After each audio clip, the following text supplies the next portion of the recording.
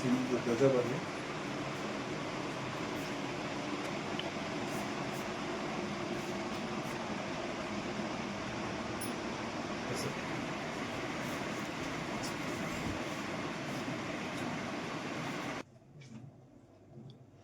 ಎಲ್ಲರಿಗೂ ನಮಸ್ಕಾರ.